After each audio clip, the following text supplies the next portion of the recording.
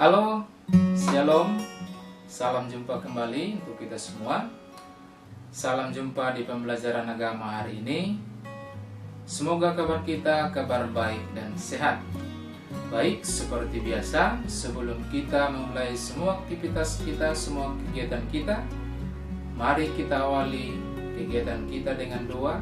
Kiranya Tuhan yang berkarya dalam setiap pekerjaan kita. Seperti biasa, lihat teks doa berikut ini.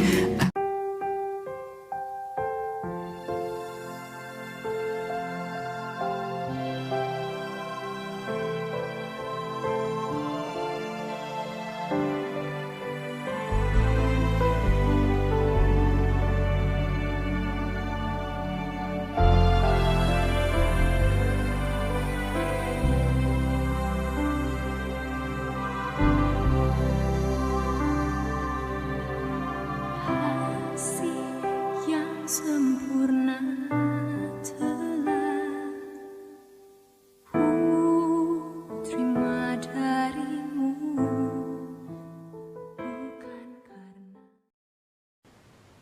Minggu lalu kita sudah melihat sebagai awal tentang kebangkitan.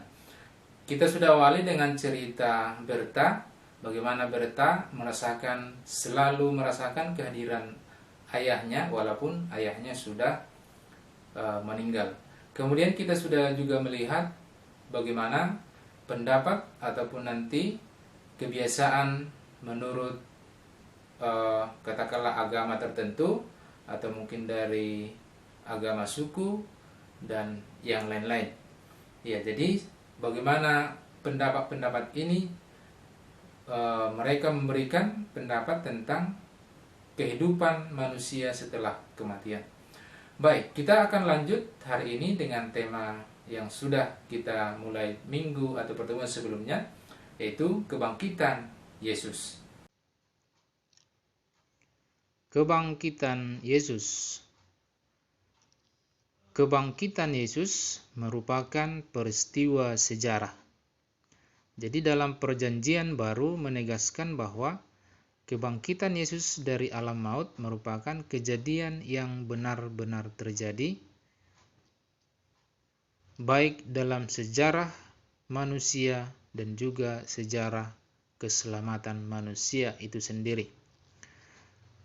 Dan menurut Santo Paulus yang telah dituliskan dalam suratnya kepada jemaat di Korintus sekitar tahun 56, dikatakan bahwa yang sangat penting telah kusampaikan kepadamu, yaitu apa yang telah kuterima sendiri, ialah bahwa Kristus telah mati karena dosa-dosa kita sesuai dengan kitab suci. Ini nanti boleh kita lihat dalam surat Rasul Paulus yang pertama kepada jemaat di Korintus.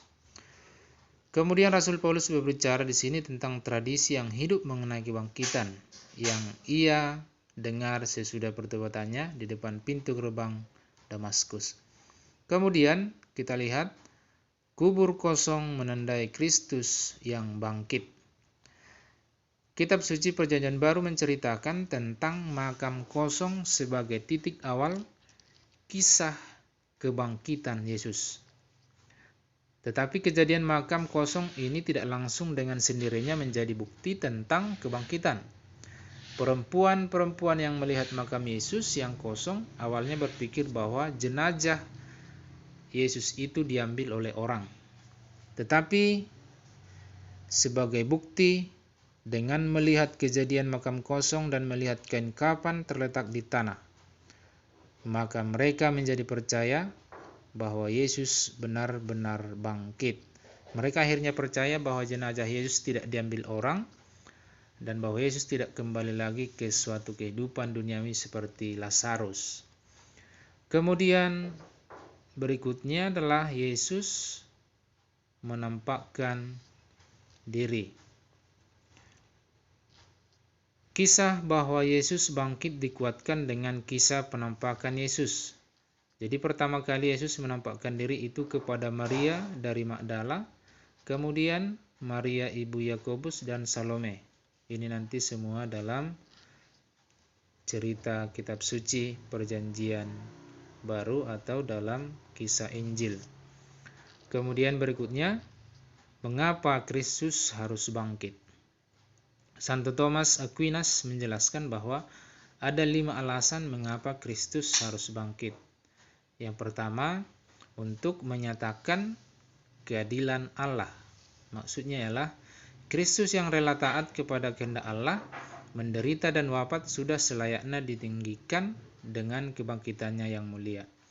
Kemudian yang kedua adalah untuk memperkuat iman kita.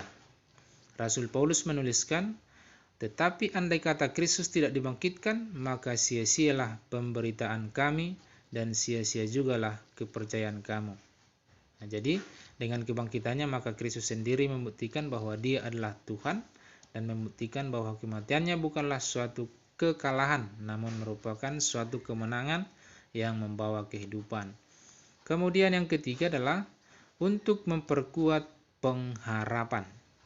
Jadi karena Kristus membuktikan bahwa Dia bangkit dan membawa orang-orang kudus bersama dengannya, maka kita dapat mempunyai pengharapan yang kuat bahwa pada saatnya kita pun akan dibangkitkan oleh Kristus juga. Kemudian yang keempat adalah agar kita dapat hidup dengan baik. Santo Thomas mengutip pada surat Rasul Paulus kepada jemaat di Roma, dengan demikian kita telah dikuburkan bersama-sama dengan Dia oleh baptisan dalam kematian, supaya sama seperti Kristus telah dibangkitkan dari antara orang mati oleh kemuliaan Bapa, demikian juga kita akan hidup dalam hidup yang baru. Dengan demikian kebangkitan Kristus mengajarkan kita untuk senantiasa hidup dalam hidup yang baru, yaitu hidup dalam roh. Kemudian yang terakhir atau yang kelima adalah untuk menuntaskan karya keselamatan Allah. Karya keselamatan Allah tidak berakhir pada kematian, tetapi berakhir pada kemenangan Kristus, yaitu kebangkitannya. Kita lihat selanjutnya seperti apakah kebangkitan Yesus itu. Jadi dikatakan bahwa tubuh kebangkitan Kristus bukanlah seperti hantu, namun tubuhnya yang sama, yang disiksa dan disalibkan, hanya tubuh tersebut sudah dimuliakan. Jadi Yesus yang telah bangkit berhubungan langsung dengan murid-muridnya. Ia membiarkan dirinya diraba, ia makan bersama mereka, ia mengajak untuk memastikan bahwa ia bukan hantu. Sebaliknya untuk membenarkan bahwa tubuh yang baru bangkit sebagaimana ia berdiri depan mereka adalah benar-benar tubuh yang sama dengan yang disiksa pada waktu disalibkan.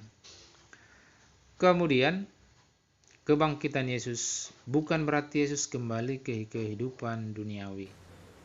Yang terakhir adalah kebangkitan Yesus bukan berarti Yesus kembali kepada kehidupan duniawi.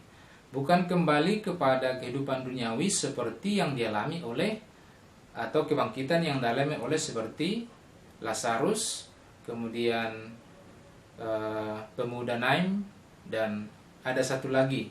Jadi kebangkitan Yesus itu adalah sifatnya dipenuhi oleh roh yang ilahi, atau kekuatan roh yang ilahi, dan kembali kepada Bapa. Maka demikian untuk pertemuan kita, pembahasan kita hari ini. Tentu akan kita lanjut pendalaman tentang kenaikan Yesus, dan juga nanti akan mungkin disinggung lagi tentang kebangkitan Yesus. Maka sekian untuk hari ini. Semoga kita makin paham dan tentu juga semakin mengerti tentang kebangkitan Yesus ini. Demikian, terima kasih. Shalom.